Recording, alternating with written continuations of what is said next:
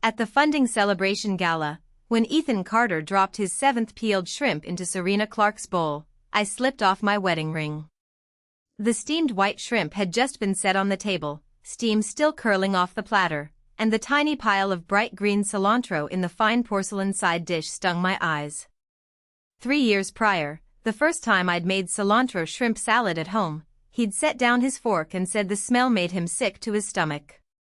From that day on, not a single sprig of cilantro ever appeared in our fridge again.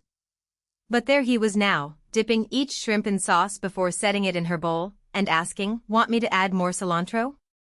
Serena glanced up and smiled, soft and light. "I thought you couldn't stand the stuff." Ethan smiled back. "If you like it, that's all that matters." I set the ring in the middle of the Lazy Susan, and it clinked sharp and clear against the glass. "Ethan, I want a divorce." The whole table went still. Marge Carter, seated at the head of the table, was the first to react.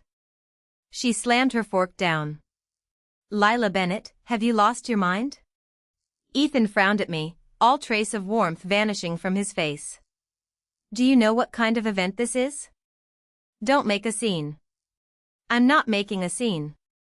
I set down my napkin and looked up at him. "You keep peeling her shrimp. I'll keep wanting my divorce." Serena set down her bowl, her voice gentle. "Lila, please don't get the wrong idea. Ethan was just looking out for me, that's all." I stared at her full bowl and laughed. "Just looking out for me." Right. Ethan didn't even know what dipping sauce I preferred with shrimp, but he could just look out for her well enough to remember she wanted them peeled, light on the spice, and extra cilantro. Marge's face flushed bright red. "All this over a bowl of shrimp? You're embarrassing Ethan in front of all our shareholders and franchisees. Have you no shame?" Murmurs of agreement rippled around the table. "Mrs. Carter, Mr. Carter's just hosting our investor. Miss Clark's here representing Viridian Capital Partners. It's only normal to make her feel welcome. Work this out at home, you two. No need to ruin the mood." I nodded. "Fine. We'll talk about it at home." I stood up, slung my bag over my shoulder, and paused as I passed Ethan. "Oh, and my lawyer will send the divorce papers to your email. Make sure you sign them." Ethan shot to his feet and grabbed my wrist, hard. "Layla." His voice was tight with suppressed anger, his grip bruising. "What the hell do you think you're doing?" I looked at him. 10 years. I'd built this with him, from a single street food cart to 23 locations, from delivering orders on a scooter to sitting at the head of the table in a tailored suit. I'd thought I'd swallowed every last bit of resentment long ago. But the heart isn't some storage closet. It doesn't alert you when it's full. It just gives out, all at once, with one sharp, silent snap. What do I want? I pulled my hand free, slow and steady. I want myself back. The part one gave to you. I turned and walked away. Behind me, Marge's voice rose sharp and shrill. Lila. You walk out that door tonight, and don't you ever come back. I didn't break stride. I'd heard that line 100 times before. Early in our marriage, she'd said a married woman's birth family was just company, and her husband's family was her real home. Later, when I'd skipped 3 months of family visits to help Ethan build the business, she'd called me a good, dutiful wife. When her back went out, her knees ached, and her blood pressure spiked, I'd juggled store operations and her doctor's appointments, and she'd said I was finally acting like a proper daughter-in-law.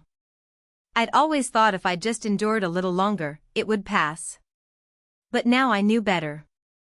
Endurance doesn't make things go away. It piles up, higher and higher, until there's nothing left of you underneath it. I'd barely reached the private dining room doors when Ethan came chasing after me. The hallway lights fell across his face, and he looked furious. Layla, that's enough. I stopped and turned. Enough of what? This is a funding celebration gala. Viridian Capital is a critical partner, and Serena's the lead on this project. What's wrong with me making her feel welcome? Welcoming her enough to peel 7 shrimp and pile on extra cilantro? His face went stiff. I gave a thin, bitter smile. You know what I found funniest just now? What? We've been married 8 years. Our house hasn't had cilantro in it since the day you said you hated it. But tonight? Turns out your hatred isn't so absolute after all. You weren't incapable of changing your taste. You just couldn't be bothered to do it for me. He rubbed the bridge of his nose, exasperated. Do you have to make this sound so ugly? I'm the ugly one, not the situation. I held his gaze. Do you know how focused you were peeling those shrimp for her?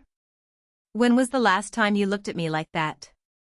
Ethan opened his mouth like he had something to say, but in the end he only said, "Come back inside. Don't make me argue with you out here where everyone can see." I laughed out loud. Back when he was broke, he'd screamed at suppliers in the middle of the grocery store parking lot and never cared that I was standing right there. Now that he had money, the worst thing in the world was for people to see his wife making a scene. I'm not going back. I spoke slowly, every word clear and steady. Ethan, I mean it. I want a divorce. He stared at me, like he was trying to tell if this was just another fit of pique. But it wasn't. I'd never been calmer in my life. Calmer than I'd expected to be.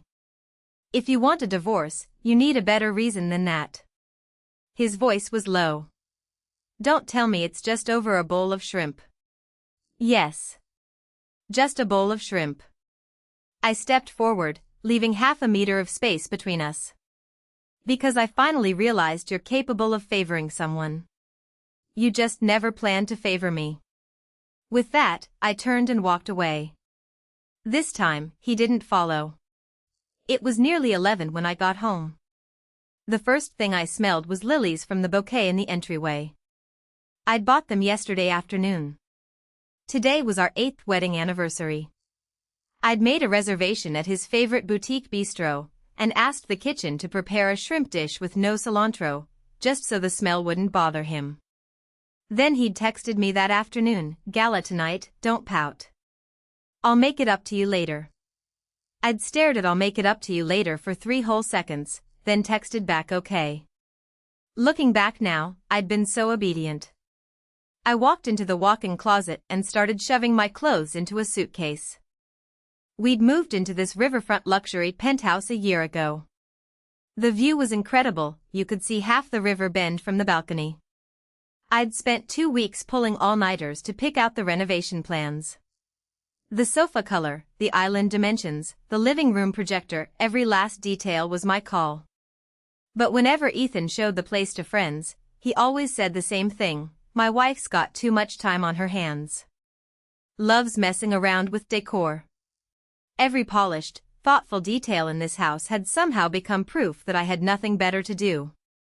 I pulled open a drawer, grabbed my ID and bank cards, then headed to the study for my laptop. I'd just slung the laptop bag over my shoulder when the front door opened. Marge stormed in first. The second she saw the packed suitcase, she blew up. "You're really bringing this drama home? Life's finally good, so you have to start acting out, is that it?" I didn't look up. "I'm not acting out. I just want a divorce." "Just a divorce?" Her voice was loud enough to rattle the ceiling. "Do you think it was easy getting here? When he had $200 to his name, your parents wrote him off as a loser. My son built all this himself. And now, right when the company's going public, you want a divorce? What are you after, exactly?" I zipped up the suitcase and finally lifted my head. "Marge, you've got it backwards." "Backwards how?" "I don't want a divorce because the company's going public. I want it because now that the company's going public, Ethan finally thinks someone like me, someone who built this with him from nothing, isn't good enough for his fancy new world." Marge's face darkened. "Don't you dare put that on Ethan." "Am I?" I held her gaze. "Everyone saw what happened tonight.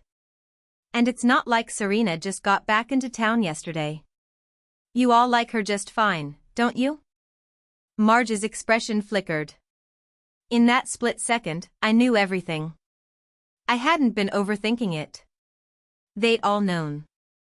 I'd been the only one in the dark, or rather, they hadn't even bothered to hide it from me. Because to them, I was easy. I'd put up with anything. I'd always do the right thing and keep the peace. And I used to. When Ethan had a stomach bleed and ended up in the hospital, I sat by his bed for 3 days straight.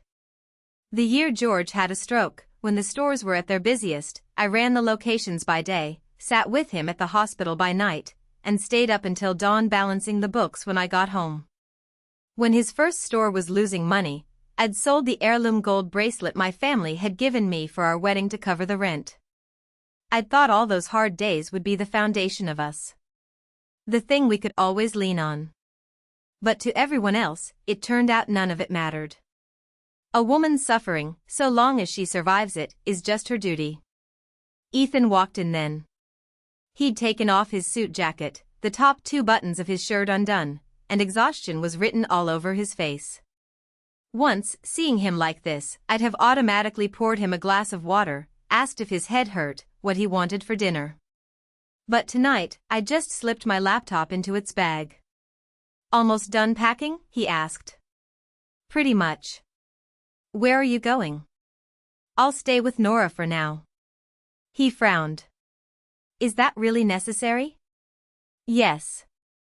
I met his eyes. If I stay here any longer, I think I'll just feel even more ridiculous. Marge's face got even darker at the sound of Nora's name. Nora was my college roommate, a lawyer with a razor-sharp tongue. She'd never liked Ethan, and she'd always said I put up with far too much in this marriage. At my wedding, drunk, she'd hugged me and said, "Don't you dare turn yourself into some perfect little wife display piece. Once you're set up on that shelf, everyone will ooh and ah over how nice you look, but no one will care if there's nothing left inside you." I hadn't understood then. I understood now. Ethan pressed his temples. Layla, I'm exhausted. I don't want to fight. Just take a few days to cool off. We'll talk once the funding round is wrapped up. There it was again. Wait until things calm down. Wait until we get past this. Later. I'd heard it for years. Wait until the first store turns a profit. Wait until we sign the first franchisee. Wait until his dad's out of the hospital. Wait until the Series A closes. Wait until the new stores open. Wait until the holiday party's over. Wait until he's less busy. I'd waited from 22 to 30.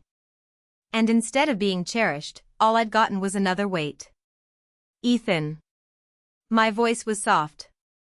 Everything in your life comes before me. I used to be okay with that. I'm not anymore. His gaze hardened. You really have to settle scores right now? It's not right now. It's finally time. I dragged the suitcase toward the door. As I passed the sideboard, I stopped. Tucked in the back was a brown cardboard box. I reached for it, pulled it out, and opened it. Inside was my anniversary gift, a pair of custom cufflinks, engraved on the inside with 2 words, Moontide. It had been the name of our first little shop. The moon was mine, the tide was his. I still remembered the day we signed the lease on that 170-square-foot storefront. When the sign went up, Ethan stood out front holding a wrench, grinning at me. When we make it big, we'll never change the name. It'll always be Moontide. We did make it big. But the moon was gone. On the day we rebranded, he'd stood in the conference room and said the new name was better for investors, cleaner, more impressive. Carter's Coastal Table. I'd sat in the back that day, my chest stinging like someone had stuck a pin in it, and clapped along with everyone else. So many things had slipped away, little by little, starting back then. Not all at once. Taken from me, one it's fine at a time. I closed the box and set it back where it belonged. You don't have to bother with that. Ethan had noticed, his voice flat. I don't really have time for it right now anyway. Yeah. I nodded. You never have to have time for me again. I pulled open the front door. This time, he finally asked. What do you want, Lila?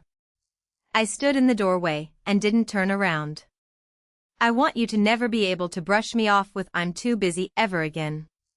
The second the door clicked shut behind me, I heard Marge snarl, "Ungrateful little thing." I didn't answer. The night wind hit me, cold and sharp. I stood on the sidewalk with my suitcase, and for a second I felt adrift. 8 years of marriage, and I didn't have a single place that was truly mine. Nora showed up fast. She pulled up in front of me, rolled down the window, and when she saw the suitcase she blinked, then smiled. About damn time. My throat tightened, and I almost cried. She got out, tossed my suitcase in the trunk, and clapped me on the shoulder. Hey, none of that. Divorce isn't something to be ashamed of. It's you finally waking up. I got in the passenger seat and stared at the neon lights blurring past the window, silent for a long time. Nora didn't push me. We passed the third stoplight before she spoke, quiet and steady. You sure about this? I'm sure. Not just trying to scare him? No.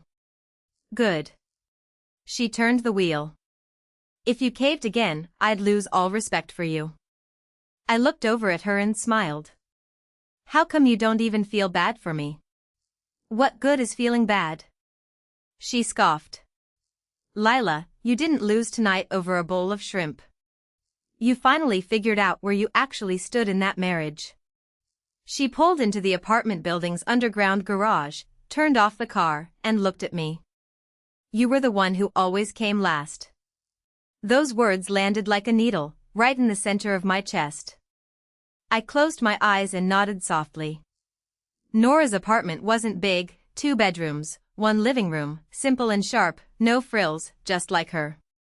She poured me a glass of warm water and tossed me a set of spare pajamas. Shower first. Then we talk. When I got out, she was already sitting at the dining table with her laptop open, waiting. Papers and a pen were spread out across the table, along with a freshly printed divorce asset checklist template. I blinked. That was fast. You think I let feelings slow me down like you do?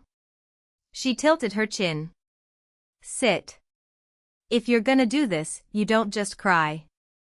You take what's yours. I sat down, and her no-nonsense energy cut through the fog in my head, clearing things up. First, marital assets. She tapped the table with her pen. 1 house, 2 cars. The company shares are in his name, but you're entitled to the post-marital appreciation. Anything else? I have the old bank transfer records. I paid the rent on the first store. I thought for a second. And I built most of the original operations plans, brand strategy, and loyalty program from scratch. Nora's eyes lit up. You have proof in writing? It should all be on my laptop. Then open it. I pulled my laptop over and turned it on. When the desktop lit up, a strange, hollow feeling washed over me. I'd bought this laptop 4 years ago. Back then, we'd just opened our 6th location. I hadn't had a full weekend off in 2 months, staying up half the night tweaking the franchise recruitment deck, running store training during the day. There was still a sticky note stuck to the bezel of the screen, something I'd jotted down ages ago. It was a line Ethan had texted me back then, "Hang in there, Lila. Once the company's stable, you won't have to worry about a thing." I stared at the note for 2 seconds, then peeled it off and dropped it in the trash. Nora watched me, and said nothing. I opened my folders and started digging. From the very first store profit and loss statements, to the rebranding plan, to the franchisee training manual, to the online loyalty program strategy, almost every core document's first draft was right here. The more I flipped through, the quieter I got. All those things I'd seen as proof of our life together, all that shared struggle, right now, they were just proof of what I could do. I wasn't useless without him. He'd just made everyone so used to calling my talent being a supportive wife that even I'd started to believe it. Nora read through a few files, then looked up. What title did Ethan give you at the company? Director of Operations. And equity? I paused. None. She let out a cold little laugh. None? He said investors hated the mom-and-pop vibe. He'd set up an equity-holding vehicle for me once the company was more formalized. And you believed him? I used to. Nora closed her laptop, stared at me for a few seconds, and her voice softened just a little. Layla, you're not stupid. You just hold on to the past too tight. I gave a thin smile. What's so great about the past? Plenty. She held my gaze. You're holding on to how good he was to you when he had nothing. You tell yourself people don't just change for no reason, that if you just hold on a little longer, wait a little more, he'll go back to the guy he was. But that's how so many people are. When they're struggling, they know who matters. Once life gets easy, they forget who's worth keeping. I didn't say anything. Because she was right. The first time I met Ethan was on the street food district near the back gate of our college. I worked part-time at a boba tea shop, got off late, and usually grabbed something quick to eat on my way back to the dorms. Back then, he was working his cousin's seafood cart next door, in a faded black t-shirt, standing amid the steam and smoke, his face open and bright. One time it poured rain, turned the whole street into a mess. I didn't have an umbrella, and I was stuck huddled by the cart. He'd handed me his only beat-up umbrella and said, "You go first. I've got to close up, takes me longer." I asked him what he'd do. "I'm tough," he'd said. "A little rain won't kill me." After that, we started dating. In the early days, he was broke and unapologetic about it. No front, no lies. He'd log a $38 creamy seafood chowder date in his phone notes ahead of time, just to budget for it. But he was also the guy who'd run 2 blocks in the middle of the night to get me hot milk when I had cramps. Who'd stand outside my dorm building until he saw my light turn on, because he knew I was scared of the dark. Who'd worked 3 jobs one summer, grinding his teeth through it, because my parents thought he wasn't good enough, then bought me a nice scarf for the first day of classes. Back then, I truly believed he'd make it someday. And that when he did, he'd take care of me. So when he said he wanted to open his own shop after graduation, I didn't hesitate. I jumped right in. That first store was 170 square feet. I asked a design major upperclassman to make the sign. I typed out every single item on the delivery menu myself. The first 3 days before opening, we squatted on the floor of that empty shop deveining shrimp, our hands reeking of seafood, so tired we could barely keep our eyes open. But he'd been grinning bright as anything. "Lila," he'd said, "when we make it big, I'll peel your shrimp for you every single day." I'd laughed at him back then. I have hands, you know. I want to. That I want to stuck with me for years. After that, he got busier and busier, made more and more money, and said things like that less and less. I always made excuses for him. Starting a business is hard. He's under so much pressure. It's normal for him to be short-tempered. But busy and stressed aren't excuses. You can tell when someone's putting effort into you. You just can. Everyone could see it, tonight. Those 7 peeled shrimp made it obvious. I was zoning out when a new email notification popped up in the bottom corner of the screen. From Ethan Carter. The subject line was just, "Be at the office at 9 tomorrow. The roadshow deck needs a final pass." I stared at those words, and actually laughed. Nora leaned over to look, and laughed too. See that? Even now, his first move isn't to come apologize. It's to tell you to get back to work. I opened the email. The body was short. "Leave your attitude at home. Get the work done first. I'll write off tonight as you being impulsive. I won't hold it against you. He won't hold it against me. I read every word, and the last faint twinge of sadness in my chest faded away. Draft me a resignation letter, I said. Nora raised an eyebrow. You sure? I'm sure. Then we'll draft the divorce papers too. Okay. I texted Ethan back 4 words, not coming tomorrow. Then I moved his email to a separate folder. Nora typed as she spoke. Starting tomorrow, document every work-related conversation. Answer fewer calls, stick to text. Don't let that soft heart of yours suck you back in. Yeah. And keep an eye on Serena. If she's really the lead on this project, your paths are gonna cross. I gave a faint, dry smile. She doesn't have to come find me. I'll go find her. Nora stopped typing and looked at me. What are you gonna do? Not get into a catfight. I took a sip of water, my voice flat. I just want to know why she's back. For him? Or for the money? The next morning, right after I woke up, Ethan called. I declined. He called again. I declined again. The third time, he texted, Lila, don't test my patience. I stared at the message, then texted back, you already used up all mine. A minute later, he showed up at Nora's building. The doorbell rang while I was getting dressed. Nora peeked through the peephole, then turned to me with a grin. Your almost ex-husband's here. We're not divorced yet. Almost. She pulled the door open and leaned against the frame, arms crossed. Mr. Carter. Showing up at a single woman's apartment first thing in the morning? That doesn't seem very appropriate. Ethan looked terrible. He clearly hadn't slept well. He ignored Nora, his eyes only on me. You're coming with me. I buttoned the last button on my shirt and grabbed my bag. Where? The office. I already sent my resignation to your email. I didn't approve it. That's your problem. I held his gaze. I'm telling you I'm quitting. Not asking for permission. His eyes darkened. Lila, you know what state the company's in right now. The roadshow deck, the franchisee summit, the new product launch next week, you're the one running all of it. You can't just walk out. Have you thought about the consequences? I almost laughed out loud. Consequences?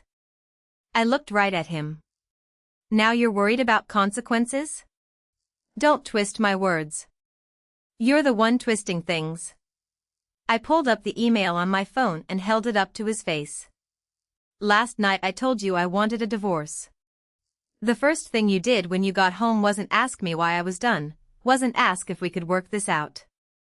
It was to tell me to be at the office at 9 to fix the roadshow deck. Ethan, am I your wife, or just a convenient tool? He stared at the screen, his face twisting. Nora cut in from the side. Mr. Carter, it's the modern world. Even regular employees get notice periods. Surely a marriage lets you quit when you've had enough. Ethan took a deep breath, forcing his temper down. Fine. Forget work for a second. This divorce stuff last night, are you serious, or just trying to force me to explain myself? I'm serious. Just because of Serena? No, I held his eyes. Because of you. He froze, like he couldn't think of what to say. I went on. Serena just showed me how little you bother with me anymore. Don't blame this all on her. That just makes you look even more like you can't take responsibility. Ethan was quiet for a few seconds, then said quietly, nothing happened between Serena and me last night. Whether something happened or not doesn't really matter to me anymore. Layla. What matters is this. I looked right at him. Around her, you remember what she likes and what she hates. You care how she feels. You don't want her to be uncomfortable. Around me? You just want me to be reasonable. To behave. His brow furrowed, slow and tight. You used to be different. Yeah, I nodded. I used to think being reasonable would earn me something in return. Then I handed him the printed divorce papers Nora had drafted the night before. House, cars, compensation for the company's post-marital growth, we can negotiate the details. Just read it over first. Ethan didn't take them. He glanced at the papers, and something in his face shifted. Like he finally realized this wasn't a tantrum. You already had these drawn up. Yeah. That was fast. I smiled a little. Not as fast as you peeling shrimp for someone else. His face darkened. Nora almost snickered beside me. Layla. He stared at me, real anger finally sparking in his eyes. Can you stop fixating on this stupid little thing? Little thing? I looked at him, and suddenly it all felt absurd. 8 years of being overlooked in my own marriage, and when I finally broke, he still thought it was over nothing. Ethan. I pulled the door open a little wider, my voice completely flat. If you really think it's just a little thing, then we definitely need to get divorced. Because to me, it stopped being a little thing a long time ago. I pushed the door open another inch. Goodbye. After the door clicked shut, the apartment was quiet for a second. Nora turned to me. You okay? Yeah. Really? I nodded. I wasn't, not really. But compared to the dull, heavy ache of last night, now I just felt clear. Like I'd finally hit bottom and could see everything for what it was. When you finally give up on someone, you really do feel calm. At 10 o'clock, I went to the office anyway. Not to work. To hand over my work. I'd been at Carter's coastal table for 8 years. From cashier at the first store, to headquarters operations, I'd had a dozen desks, and finally ended up in the director's office. When I pushed the door open, the room was dead quiet. Haley, my assistant, looked up and her eyes immediately went red. Ms. Bennett, are you really leaving? I smiled. What, the company falls apart without me? She sniffled. No, it's not that, it's just, you're the only one who really knows how everything works. I set the stack of files on the desk. Starting today, you all will have to learn. Word spread fast through the office. People peeked through the door, pretended to be busy, shot curious, gossipy looks my way. I ignored them all. I started organizing the handover materials, vendor lists, store inspection checklists, franchisee training plans, loyalty program admin access. Everything listed out, clear and complete. Halfway through, the office door opened. Ethan walked in, with Serena right behind him. My pen stilled for a second. Serena was in an off-white suit today, her makeup light, looking soft and polished. She was holding a cup of coffee, and when her eyes landed on the resignation handover form on my desk, a flicker of surprise crossed her face. Lila, she said first, her tone perfectly polite. I've felt terrible about last night. I wanted to explain. Explain what? I just got back to the States, and I'm still getting used to all the business dinner etiquette. Ethan was just looking out for me. I think you might have gotten the wrong idea. Ethan didn't interrupt her while she spoke. I almost found it funny. One of them played the gentle explainer, the other stood by and silently agreed. And I was the unreasonable crazy one. I capped my pen and looked at Serena. Miss Clark, whether you feel bad about it doesn't really matter to me. She blinked. What does matter? What matters is that you knew he was married, and you still let him dote on you like that. Didn't bother you at all. Serena's smile froze, just a little. Ethan spoke up immediately. Lila, watch what you say. I turned to him. What, is it not true? You're upset. You'll say anything right now. Of course I'm upset. I held his gaze. You, though? You were so careful peeling her shrimp last night. So quick to defend her today. Serena's face tightened, but she kept smiling. Lila, I think you might have the wrong idea about me. Ethan and I haven't seen each other in years. This is just a work partnership. Work partnership, huh? I nodded. Which line item in the job description says Mr. Carter has to peel your shrimp for you by hand? She went completely quiet. 2 or 3 coworkers were lingering in the doorway. The air was thick with awkwardness. Ethan stepped forward and snatched the handover form off my desk. We're talking outside. We can talk right here. I leaned back in my chair. Everyone's dying to know why I'm leaving anyway. Lila. Why are you yelling? I looked at him calmly. You've always said I'm not irreplaceable around here. So me leaving should prove that, right? He stared at me, his eyes going cold, slow and steady. You really want to do this? Do what? I held his gaze. You're the one mixing business and personal, not me. You're the one who humiliated his own wife at a dinner party in front of everyone. And now you're worried I'm making a scene? The whole office went silent. Not a single keyboard click. Haley stared at her desk, too nervous to move. I stood up and set the backup handover flash drive on the desk. Everything's on here. It'll keep you afloat for a while. The rest you'll have to figure out yourselves.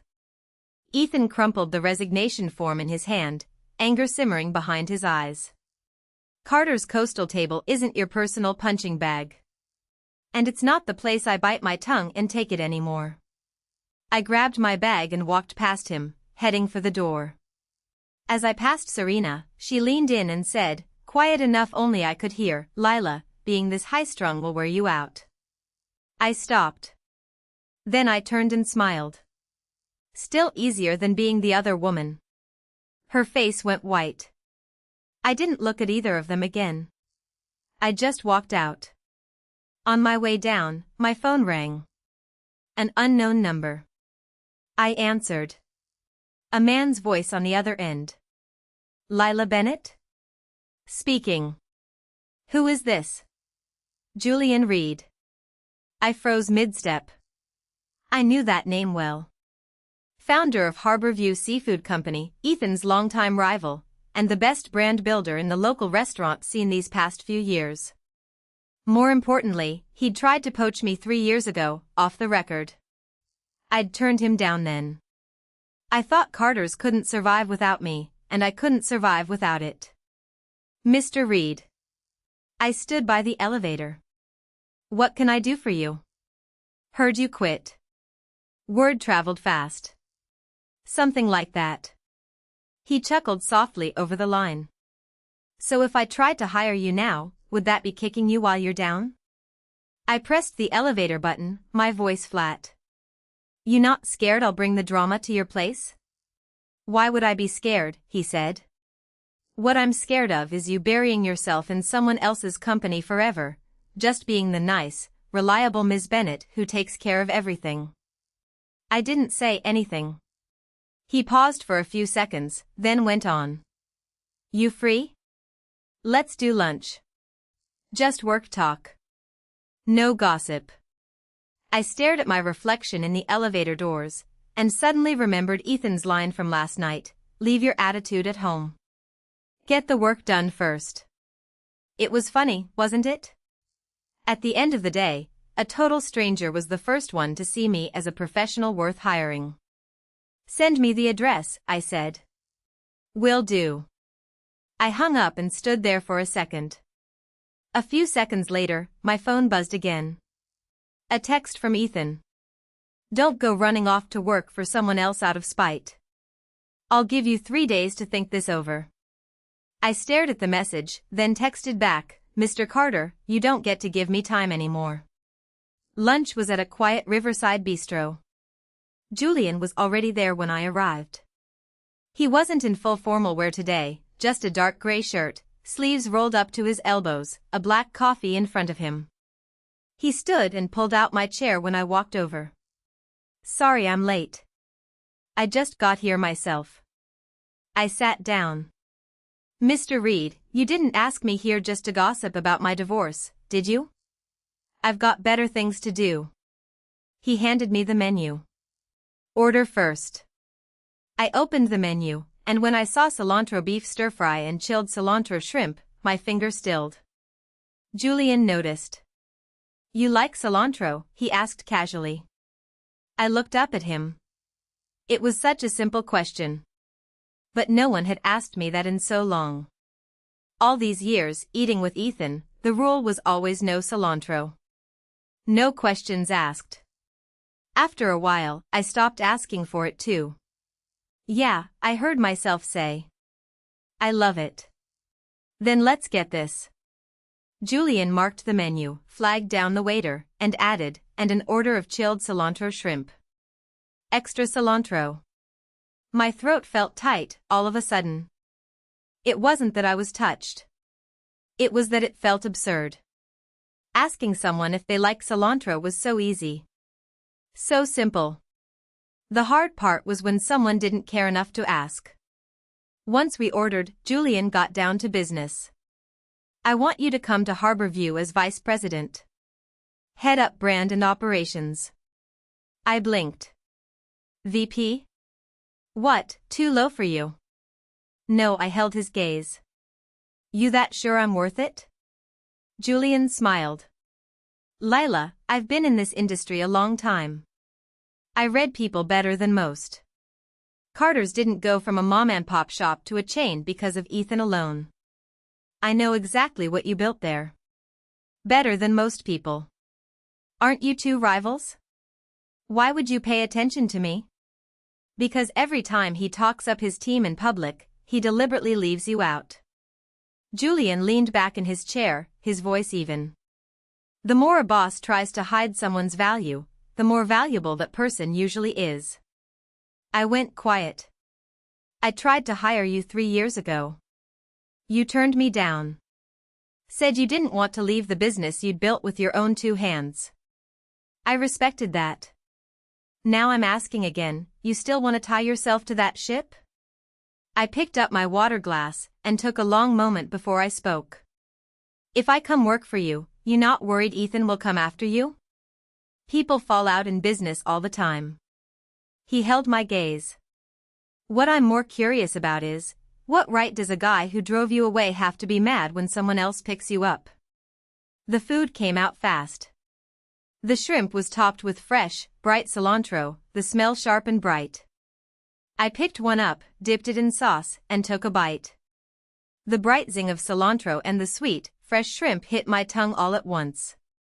I paused for 2 seconds, and suddenly I wanted to laugh. The things you love really do make you happy. I'd just forgotten. I'd given that happiness up for so many years. Julian didn't push me for an answer.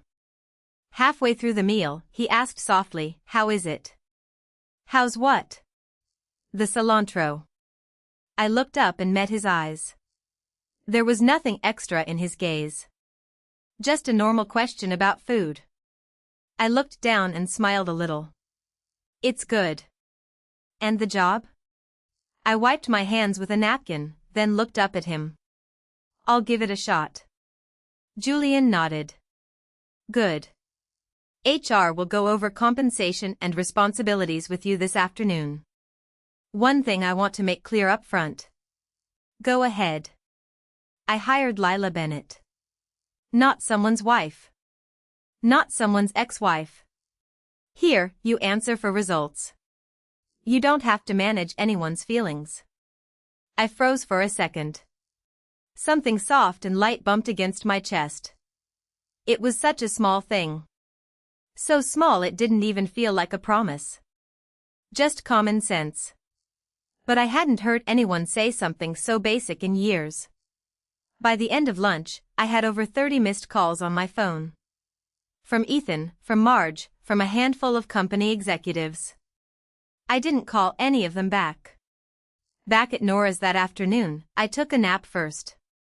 When I woke up, it was almost dark. Nora had just gotten home, and was sitting on the couch unpacking takeout. How'd it go? You get the job? Pretty much. You're really going to Harborview? Yeah. She looked up at me, a proud little smile on her face. I knew it. You didn't lose your edge. Marriage just dulled it. I sat down at the table and tore open a pack of plastic utensils for her. It's not that dramatic. Dramatic? She scoffed. Lila, you know what's been driving me crazy about you these past few years? You're so damn good at what you do, but you insisted on making yourself an afterthought. If Ethan appreciated you, fine. But he doesn't. He acts like everything you do is just nothing. I was quiet for a few seconds, then asked, did you always know I'd end up here? Yeah. She was blunt about it. Ever since Serena came back, I knew this marriage was gonna blow up. My chest tightened a little. You knew she was back? Knew. You just didn't. Nora glanced at me. The industry's small. When Viridian Capital started talking to Carter's, everyone heard. And everyone knows Serena was the girl Ethan couldn't get in college. It's not exactly a secret. My fork stilled mid-air. Did he ever tell you about her? No. Nora's voice softened a little. I didn't mean to keep it from you. I just figured you'd figure it out on your own. But you were so busy scheduling his mom's doctor's appointments and putting out fires at work, you didn't have time to notice where he was looking. I almost laughed. Even total strangers had seen it. Only I'd been dumb enough to believe he was just busy. Around 9 that night, Serena texted me. I had no idea how she'd gotten my number. The text was short. Lila, I think you got the wrong idea about me at the office today. Ethan and I really are just business partners. I know how hard you two have worked to get where you are, and I don't want to cause problems between you. There was a photo attached to a coffee cup sitting on Ethan's office desk. His favorite pen was sitting on the corner of the desk. I stared at the photo for 2 seconds, then laughed. I was so mad it came out as laughter. Nora leaned over to look, then swore. Man, she's laying it on thick. I flipped my phone face down on the table. She's letting me know she can still walk into his office. Stay this late, no questions asked. She's not letting you know. She's testing you. Nora clicked her tongue. Wants to see if you'll lose your cool and storm over there. I nodded. Too bad she picked the wrong person. I picked up my phone again and texted her back, if we're just business partners, keep it professional from now on. Not everyone likes eating the scraps from someone else's marriage. Then I blocked her. Nora cackled. Look at you. Finally found your backbone. I always had it. I just didn't want to use it on the people who deserved it. The next day, I officially started at Harborview. This place was nothing like Carter's. Carter's had grown up as a mom-and-pop shop. All the rules and processes had Ethan's fingerprints all over them, fast decisions, aggressive execution, but everything ran on personality, not systems. Harborview was more polished. Clear departments, clear roles. Everyone knew exactly what they were supposed to do. I'd barely stepped into the conference room when the marketing director handed me a thick stack of materials. Ms. Bennett, here's the current store operations data for you to review. We're doing a brand refresh next month, and Mr. Reed said you'd be leading it. I flipped through a few pages, and my brain immediately clicked into work mode. Work doesn't betray you. You get out exactly what you put in.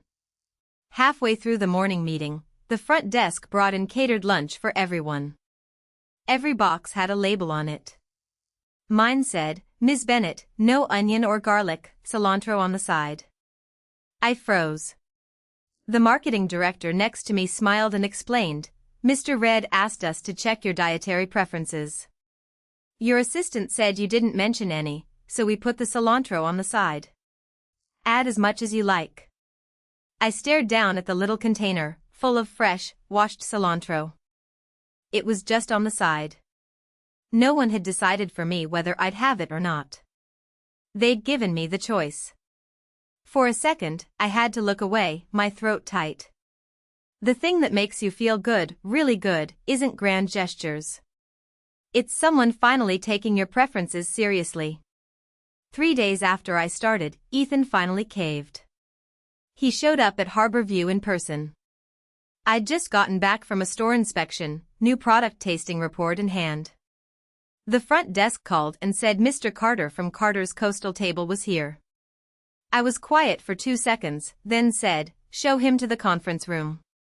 When I walked in, he was standing by the window, smoking. Harborview headquarters was a non-smoking building. The fact that he'd lit up anyway meant he was really unraveling. He turned when he heard me, and his eyes went straight to my badge. Harborview Seafood Company. Vice President. Layla Bennett. He stared at it for several long seconds, then asked, "You're serious about this? When have I ever joked about work? Do you have any idea what you're doing?" He stubbed out the cigarette. "Harborview's been eating into our market share for years. You work here, and you're working against me. Business is business. Spousal loyalty doesn't factor in." Or wait, I looked at him and corrected myself, "We don't have any spousal loyalty left anyway." His face went dark. "Lila, you really have to be this ruthless?" "Ruthless?" I smiled a little. "I just got a new job. You get to work with Serena. Why can't I work with Julian? It's not the same." "How is it different?" He stared at me like he was looking for a hint of spite, of revenge. But there was none. I was just calm. And that calm was making him angrier by the second. "You know it's not what you think between Serena and me." "Then what is it?" He had no answer. I said it for him. "Old feelings? The thrill of something new? Or do you just like being the rich, successful guy in front of her?" Ethan's jaw tightened. "Don't make things up. Then stop bothering me." I set the tasting report on the table. "I'm busy. Say what you came to say." He was quiet for a while, then his voice dropped. "Come back. Everything's falling apart at the office without you." I almost laughed. "Oh, I see. Are you here to beg me to come back to our marriage, or to beg me to come back to work overtime?"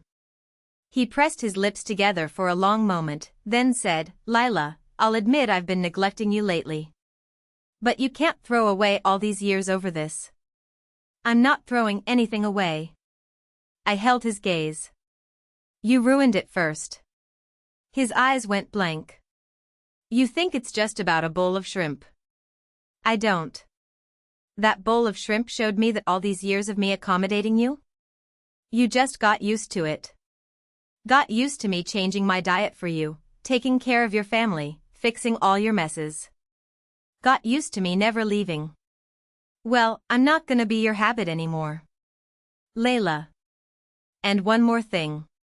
I cut him off. "Don't come to Harborview looking for me again. If it's work, go through official channels. If it's personal, talk to my lawyer." I stood up to leave. Ethan spoke up suddenly. "Did you always want to leave?" I stopped. "No, I didn't turn around. I really did want to spend the rest of my life with you." The room was quiet for 2 seconds. Then I heard him ask, so quiet I almost missed it, "How did we end up like this?" I smiled a little, still not turning around. "Because you thought I'd never leave. So you kept making me wait." When I walked out of that conference room, there was no pain. Just relief. Like I'd finally said everything I needed to say. But Ethan wasn't wrong about one thing. Carter's was falling apart. Word spread fast through the industry. First, the new product launch went sideways. It was the cold chain ready-to-eat shrimp product line I'd been overseeing before I quit. I'd begged them to shore up the quality control process, but Ethan thought it took too long and pushed it through anyway. 3 days after launch, a customer posted a video on TikTok saying their shrimp package had arrived unsealed, and accused the company of cutting corners on cold storage temperature control. It blew up fast. Back in the day, I could have put together a crisis PR plan in half a day, aligned customer service, stores, QA, and media messaging, all of it. This time, they were a mess. First, the official account posted a defensive statement saying the videos were exaggerated. Then they deleted it and posted a rushed apology.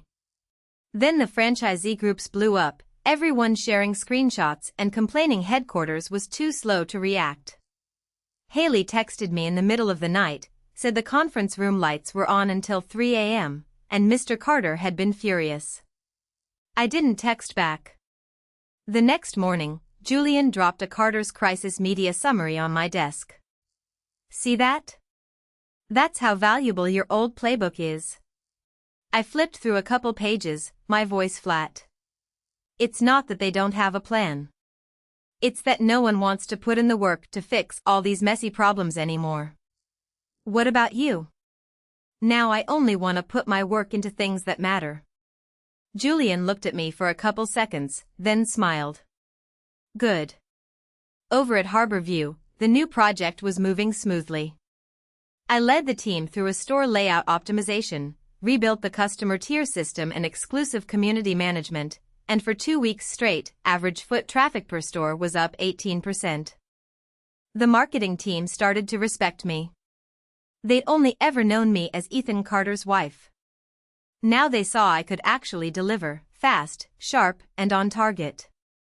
At the all-hands meeting, Julian said out loud, "From now on, what Ms. Bennett says goes for brand and operations."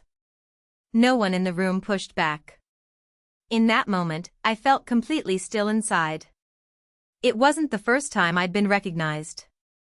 But it was the first time it wasn't for being a wife, for being nice, for being reasonable. It was for my work. For what I could do. On my way back to Nora's after work, I passed a grocery store and found myself buying a pound of shrimp and 2 bunches of cilantro. The guy at the seafood counter asked if I wanted them deveined. I said yes. When I got back to the apartment, Nora was curled up on the couch watching a show. She smelled the food and looked over. What, finally embracing the single life? Celebrating your new start? Something like that. I went into the kitchen, washed the shrimp, crushed garlic, chopped chili, and minced the cilantro. When the oil heated up, the smell filled the whole apartment.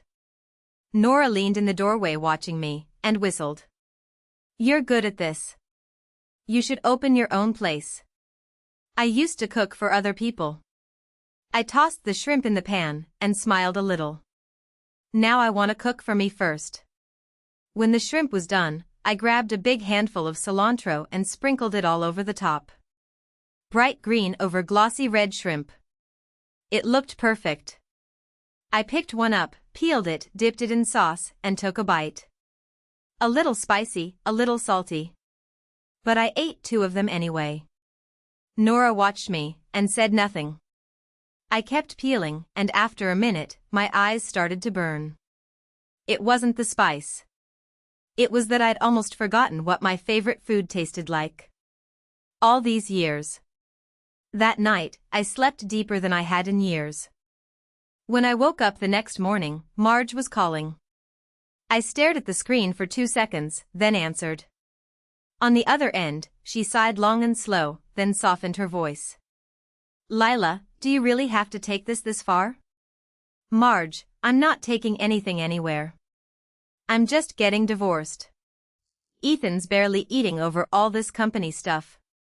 You know how hard it is for a man out there. Serena's the investor. So he's a little extra nice to her. What's the big deal? Why do you have to hold on to this? I sat on the edge of the bed, listening to her go on and on about how hard men have it, and I almost laughed. Marge, you think it's easy for the woman at home? She went quiet. I went on. Who went to physical therapy with you when your back went out? Who sat with you all night when you were in the hospital? Who's up at 2 a.m. making store training schedules when Ethan's working late? All these years, you said a woman's job is to take care of the home, so I took care of everything, the company, the house, you. And now that I've had enough and I'm leaving? You tell me how hard men have it out in the world. There was a long silence on the line. Finally, Marge snapped, defensive and angry. Oh, so now you're too big for your britches, keeping score like this? I'm not keeping score. My voice was soft. You just never counted any of it. I hung up. Nora came out of the bathroom, drying her hair. Who was that? Marge. What did she want? Told me to be the bigger person. She rolled her eyes. If she's so big on being the bigger person, she can go be bigger to Serena. I laughed. After I laughed, I felt lighter. I used to be so scared of disappointing the elders, of making the family look bad, of people saying I was unreasonable. But once you stop caring, you realize most of that fear was just in your head. If you don't do what they want, they get mad. They yell. They call you names. That's it. Nothing actually happens to you. And all these years, I'd let that invisible fear trap me. The first official divorce negotiation was a week later, at Nora's law firm. Ethan showed up with in-house counsel and an outside lawyer. Serena didn't come. But even without her there, she was everywhere. The first thing Nora laid on the table was a record of every payment Carter's had made to Clark Consulting Group over the past 6 months. Total, $2.87 million. Clark Consulting Group. CEO, Serena Clark. Ethan's face changed. Those are standard consulting fees. Nora sat next to me, flipping through files, not even looking up. Standard or not, we can set that aside for now. Mr. Carter, you paid large sums of marital property to a third-party company with which you have a personal relationship. We have the right to request a full audit of those payments. What do you mean, personal relationship? Ethan's lawyer spoke up immediately. Ms. Tate, watch your tone. Nora looked up and smiled. Personal doesn't have to mean romantic. It could mean a conflict of interest, a quid pro quo. Why? You guys nervous about something? Ethan's jaw was tight. He looked right at me. Lila, you had my finances investigated? I didn't investigate you. I held his gaze. I investigated how I got played for a fool all these years. A flicker of shame crossed his face. I couldn't even say what I felt in that moment. Angry, sure. But mostly it just felt absurd. I'd built this with him from nothing. And he'd turned around and spent our money on consulting fees for the one that got away. The woman he'd doted on so carefully. Nora kept flipping through the file. Additionally, Ms. Bennett is entitled to a share of the post-marital appreciation of the company. Including, but not limited to, store operating profits, brand equity, share value growth, and Ms. Bennett's direct contributions to company operations and brand building during the marriage. As she spoke, she slid a stack of printed documents toward me. All of them were core plans I'd built over the years. The first page was the original brand deck for Moontide Bistro. In the bottom right corner, the author line read, Lila Bennett. Ethan stared at that document, his Adam's apple bobbing. You really have to itemize every single thing? Yes. I looked right at him. I was stupid for not keeping track before. But clarity is better for everyone now. He was quiet for a long time, then suddenly asked, Did you ever believe I'd give you equity? I smiled a little. I used to. But you kept telling me to wait. Over and over. So I stopped believing. Something in him seemed to crack. For the first time, he looked tired. Truly tired. The negotiation lasted 3 hours. No resolution. Ethan wouldn't budge easily. Carter's was in the middle of a critical funding round. If the divorce asset audit pulled in company valuation and equity structure, it would cause huge waves. But I wasn't in a hurry. Because I finally knew I had leverage. I had cards to play. After the meeting broke up, Ethan stopped me by the elevators. Nora, tactful as ever, headed down to the car to wait. It was just the two of us in the hallway. He looked thinner than he had the week before. Dark circles under his eyes, his shirt collar rumpled. Once, I would have softened. Asked if he'd been eating, if his head was hurting. But now, I just looked at him, calm and steady. Layla. His voice was rough. You really gonna push me this far? I laughed. That's rich. I'm just taking what's mine. How is that pushing you? Carter's can't handle this right now. Then you should have kept your act together. His mouth moved for a second, then said quietly, it's not as bad as you think. Between Serena and me. How good is it, then? He had no answer. I looked at him, and suddenly I was just tired of it all.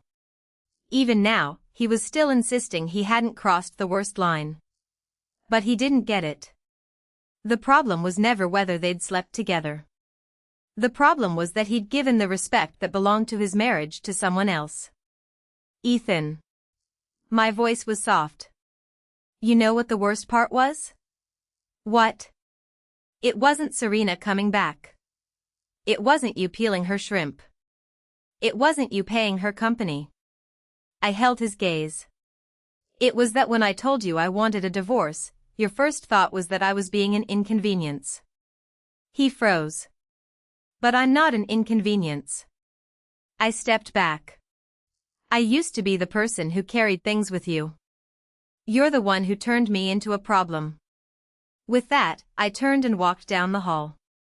After that day, things got even worse for Carter's. The cold chain crisis had barely died down when another management mess blew up. A longtime franchisee called them out publicly in the group chat, asking why the promised operations support never materialized. He even posted side-by-side screenshots of the old training checklists I'd sent them versus the new ones, and asked Ethan, your wife leaves, and suddenly no one at HQ knows how to do their job? The screenshots spread like wildfire through all the industry groups. Now it wasn't just outsiders laughing. People inside Carter's were starting to panic too. Haley texted me again. Ms. Bennett, Mr. Carter threw a mug halfway through the meeting today. I read it and didn't reply. She texted again right after. Everyone knows you were the one holding everything together. I set my phone down and didn't read anymore. Other people were just figuring out what I'd known for years. What I'd lived through for years. Around the same time, Harborview landed a huge project. The city was launching a downtown nightlife revitalization district, bringing in local restaurant brands for a joint venture. Both us and Carter's were on the shortlist. Julian dropped the proposal on my desk and gave me a meaningful look. Funny how that works. I flipped through the materials and smiled. What, you want to watch me take down my ex? Or watch me prove myself? Both. He was blunt about it. But mostly the second one. This project was huge. Whoever won it would ride that momentum for the next 2 years. Marketing and ops ran round after round of meetings. I rewrote the proposal 3 times, and finally landed on a core concept, a neighborhood seafood brand rooted in local, everyday life. No fancy fine dining angle, no founder personality cult. Just great in-store experience and steady repeat business. It was the exact opposite of Carter's current capital-first strategy. And it was the direction I'd been pushing for years, only for Ethan to shoot it down every time. He loved the big, shiny story. I believed that at the end of the day, a restaurant lives or dies by what's on the plate. The day we finalized the deck, Julian read the last version and said only one thing, this is you. What about me? The woman who can build a business from the ground up. I looked at him and laughed a little. Mr. Reed, you don't mince words when you compliment someone. Beating around the bush is exhausting. He shrugged. I only say what matters. People like that make you feel safe. No emotional manipulation, no fake niceness. Just straight, you're valuable, so you get the spot. I used to think that kind of bluntness was cold. Now I knew better. Cold doesn't hurt half as bad as being taken for granted. On pitch day, I wore a simple black suit. Before we went in, Julian handed me an iced Americano. Nervous? Not really. Liar. He glanced at my hand. You're gripping that cup tighter than usual. I looked down and smiled. You noticed that? Yeah. He paused, then added, but it's fine. You do your best work when you're a little nervous. I hadn't expected him to notice little things like that. It caught me off guard. Before I could say anything, a familiar female voice came from behind us. Layla. I turned around. It was Serena. She was in a pale blue dress, nothing like the sharp suits she wore to meetings. Clearly she was going for the soft, approachable angle. Ethan was standing next to her. When he saw me, his eyes flicked between Julian and me for 2 seconds, his face impassive. Serena smiled, sweet and warm. Fancy running into you again so soon. Small industry, I said evenly. Her eyes fell on the project folder in my hand, and her smile widened. Heard you're VP at Harborview now. Impressive. Though I wonder, does Mr. Reed worry you'll bring Carter's trade secrets with you? Julian stepped up beside me, his voice cool and steady. That's a low blow, Ms. Clark. Lila doesn't take Carter's secrets. She takes her own talent. Serena's smile finally faltered. Ethan spoke up then. Save the sniping for after the pitch. I looked at him, and he felt like a stranger. Once, he'd hated anyone talking down to me. Once, a supplier had said over the phone that a woman didn't know anything about the seafood business. I hadn't even gotten mad, but Ethan had blown up. Drove an hour to the guy's office, slammed the contract down on his desk, and came back saying, Lila knows more about this business than all of you put together. Back then, I'd really thought he cared about me. But then he'd lost that care. Or given it to something else. Relax.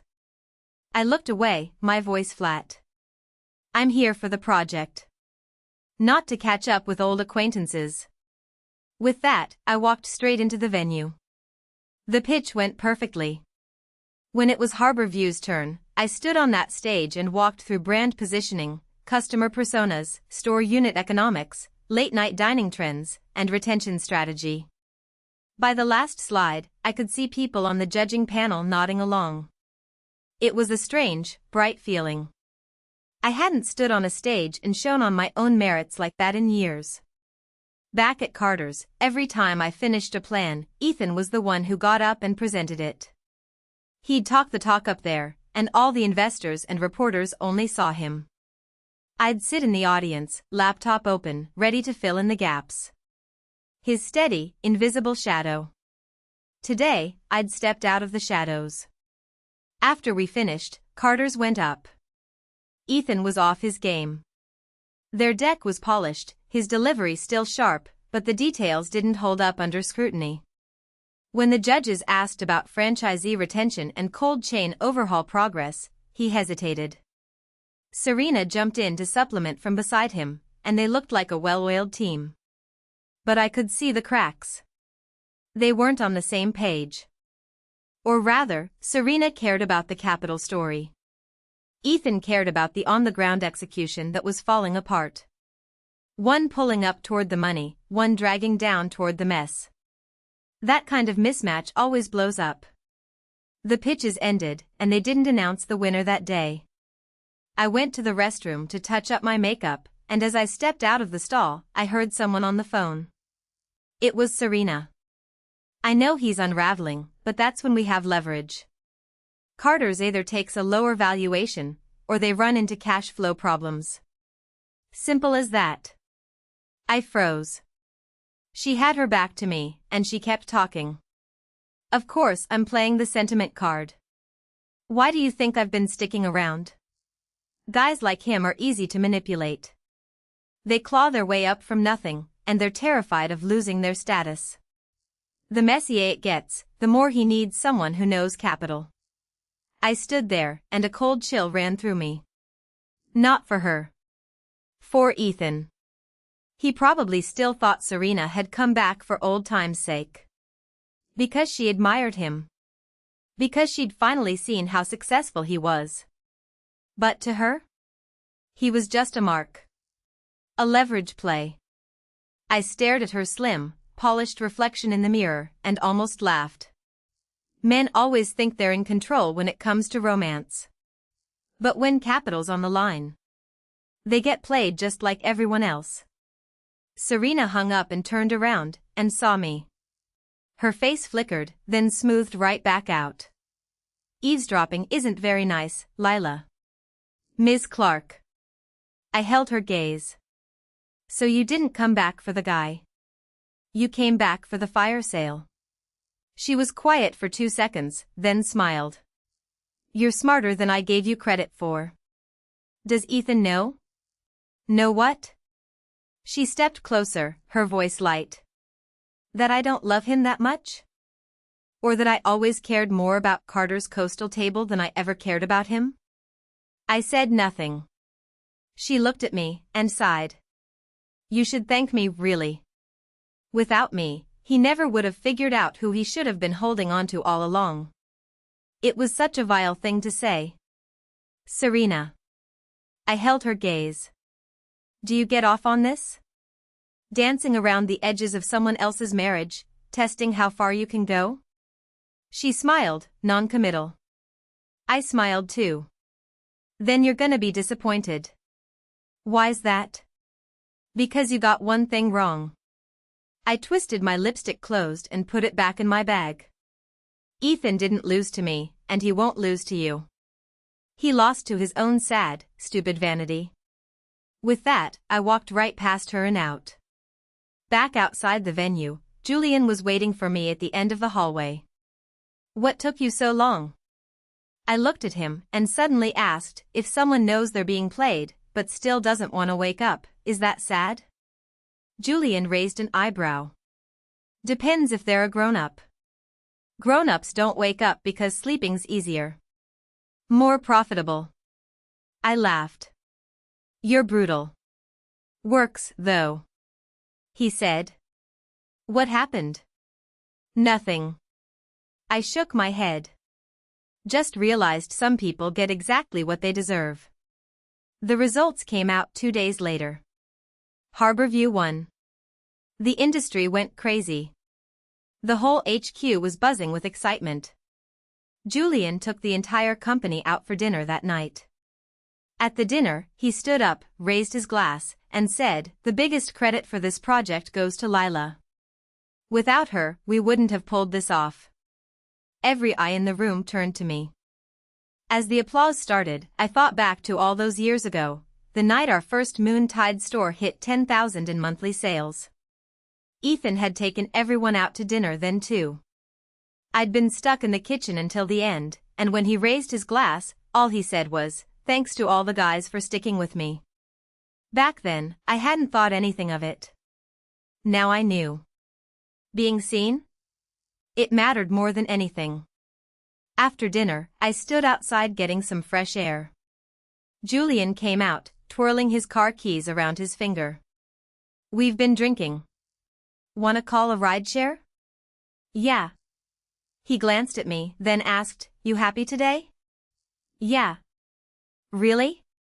Really. I turned to him and smiled a little. At least today, I'm not anyone's afterthought. Julian was quiet for a few seconds, then nodded. You won't ever be again. He said it like it was just a fact. Like it was already true. Something warm bloomed in my chest. Just then, my phone buzzed. Ethan.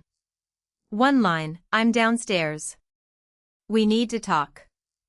I stared at the message for 2 seconds, and didn't reply. Julian saw my face change. Everything okay? Ex-husband having a meltdown. He just grunted. Didn't even seem surprised. Want me to drive you home? I thought for a second, then nodded. Thanks. When we got back to the building, Ethan was there, just like he said. He was standing under the streetlight, cigarette butts at his feet. He'd been waiting a long time. Julian pulled over, and before turning off the car, asked, "Want me to come down with you?" No, I unbuckled. "This is mine." He nodded, and just before I got out, added, "Call me if you need anything." I said okay, and got out of the car. When Ethan saw me get out of Julian's car, his face darkened. "You two pretty close now, huh? Even outside work? What's it to you?" "Lila, you really have to rub it in." I almost laughed. "Rub it in?"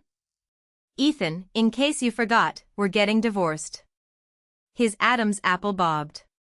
Like he was holding 100 things in. "I saw Serena today." "And?" "I heard her on the phone.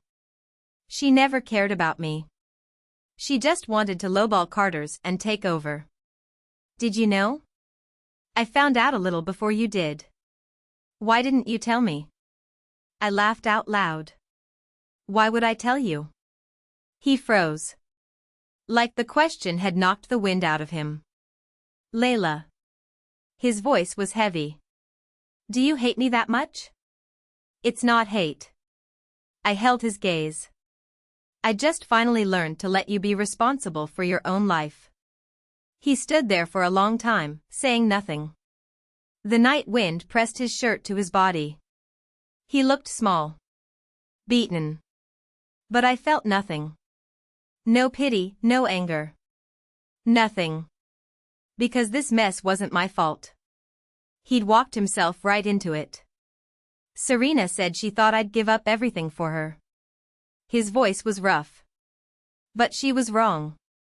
The person I can't stand to lose is you." I stared at him, and that too late confession felt lighter than paper. It was too late. "Ethan." I asked him, "Do you even understand why we ended up here?" He stared at me, and said nothing. "It's not because Serena played you. It's not because she wanted your company. It's not because you finally realized I matter more than her." I spoke slow, every word clear. "It's because you always used me as your safety net. You knew I'd put up with it, wait for you, forgive you. So you gave your respect to everyone else, and left all the mess for me. You didn't lose me because someone took me. You lost me because you let go a long time ago." His eyes started to redden. "I never meant for it to end like this. But it did. You really won't give me another chance?" I was quiet for 2 seconds, then smiled. "Did you ever give me another chance?" Those words hit him, and he deflated. Like all the air went out of him. I didn't look at him again. I turned and walked toward the building. Behind me, I heard his voice. "Is it really just because of that bowl of shrimp?" I stopped. The night was quiet. The streetlight stretched my shadow long across the sidewalk. I didn't turn around. I just said, soft but clear, "It wasn't the shrimp." "Then what was it?" "It was that you gave all your care and respect to everyone else. And left me with whatever was left. Whatever you could stand to give." With that, I walked into the building. I didn't look back. The door clicked shut behind me, and I could feel him standing out there for a long, long time. I didn't sleep well that night. Not because I missed him. But because when you finally put a marriage to rest, there's a hollow space left behind. The next morning, Nora sent me the latest negotiation update.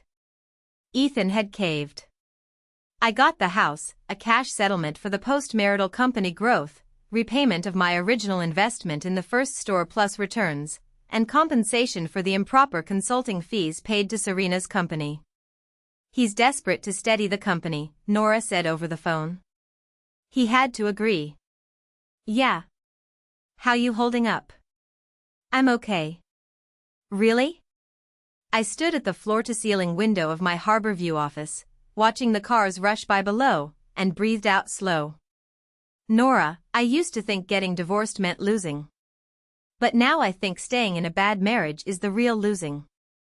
On the other end, she laughed. Took you long enough to figure it out. The day we signed the papers, Ethan showed up early. He sat in the conference room, the thick agreement on the table in front of him, quiet like I'd never seen him. When I walked in, he looked up at me. I saw exhaustion, regret, and something else I didn't care to unpack. Nora sat next to me and slid the papers across the table. If everything looks good, go ahead and sign. I picked up the pen and signed my name first. Layla Bennett. When the last letter dried, I felt completely calm. No ripping pain, no tears. Like I'd finally checked off a long overdue errand. Ethan picked up his pen and hesitated for several long seconds. Then he asked, quiet, if I hadn't peeled those shrimp for Serena that night, would we still be together? I looked at him and smiled. No, I said. Because it was never about the shrimp. He looked up at me. That bowl of shrimp just made me see it all at once. You always knew how to be good to someone. You just didn't want to be good to me anymore. His hand jerked, and the pen dragged a crooked line across the page. I stared at that line, and felt no satisfaction, no victory. Just relief. It was finally over. He signed it, eventually. When we got to the last page, he asked, do you ever regret being with me? I thought for a second, and answered honestly. No. A faint flicker of hope crossed his eyes. Then I spoke again, and snuffed it out. But I regret making so many excuses for you. For all the years you checked out, and I kept telling myself you were just busy. Once we were done, Nora gathered up the papers and nodded at me. Come on. We'll go to the county clerk's office this afternoon to get the divorce decree. I stood up. As I passed him, he said, so quiet I almost missed it, Lila. I'm sorry. I stopped for half a second. Then I said, evenly, don't be sorry to me. Be sorry to the girl who built this with you from nothing, and believed you'd take care of her forever. With that, I walked out. When we left the county clerk's office, the sun was bright and harsh. Nora put on her sunglasses, slung an arm around my shoulders, and said, congratulations. You're single. I looked down at the divorce decree in my hand, and smiled.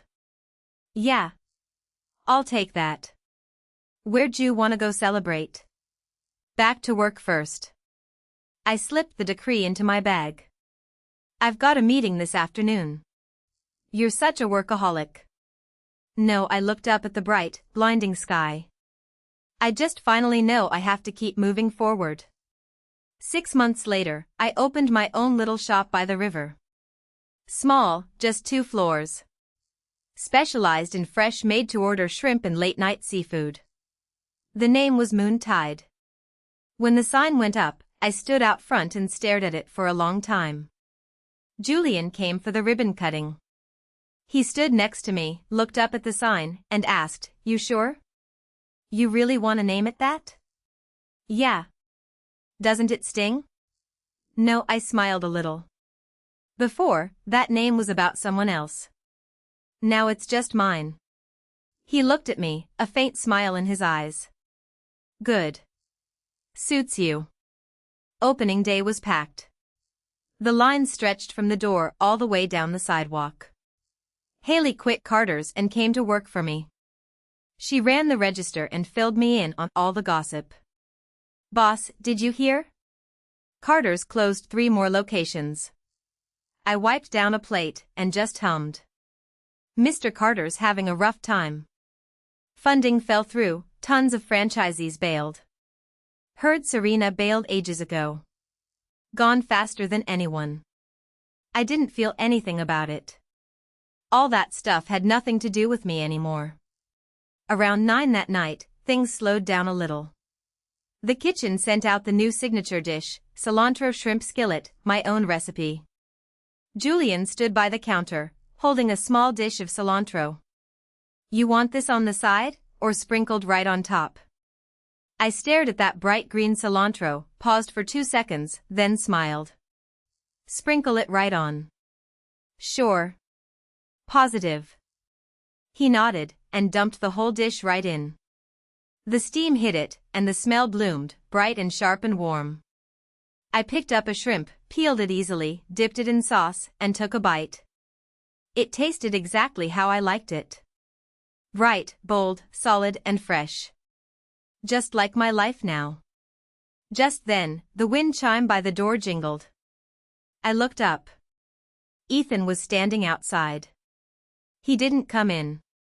Just stood there through the glass, looking at the warm lights inside, at the steaming cilantro shrimp skillet in front of me. His eyes moved from the sign, to my face, then finally to the empty little cilantro dish. We stood there, separated by glass, neither of us moving. After a few seconds, I looked away first. Julian followed my gaze, and saw him too. Want me to ask him to leave? No, I picked up a spoon and ladled myself some broth. If he's here to eat, he's welcome. If not, he can stand there. Doesn't matter. Julian glanced at me, didn't push it, and just slid the dipping sauce dish a little closer to my hand. You like this with garlic and chili flakes, right? I looked up. How'd you know that? First time we had lunch together, you dipped your shrimp in that twice. I blinked, then smiled. Good memory. Decent. His tone was casual. Better than some people. I couldn't help but laugh. Ethan never came in. He stood there a while longer, then turned and walked away. The light slid off his shoulders, and he was gone. Haley came out of the kitchen with a stack of plates, and asked offhand, that guy outside, he not coming in? I heaped a big spoonful of cilantro into my bowl, and didn't look up. Doesn't matter. The river wind blew in through the window, and the sign out front swayed gently. Moontide glowed steady under the light. I ate my hot, steaming shrimp, and suddenly I thought, that's all life is, really. When someone puts you last, you learn to put yourself first. When someone makes all your choices for you, you take that choice back, little by little. Later, when people talked about that gala night, they only remembered I'd asked for a divorce over a bowl of cilantro shrimp. Thought I was impulsive. Thought I'd made a big deal out of nothing. But only I knew the truth. It wasn't about the shrimp. It was the moment I finally saw, some people aren't incapable of love, or change. They just won't give that care, that favor, to you. And what I won back wasn't a house, or money, or a restaurant. It was the courage to say, what I like, what I don't like, the life I want to live, all of it is up to me. I stirred the last of the cilantro into my bowl, looked up toward the kitchen, and called out. Another order of shrimp. Extra cilantro. Someone in the kitchen called back okay. Surrounded by steam and warmth, I smiled. Turns out, even something as small as what you like to eat, you get to decide that for yourself. Always.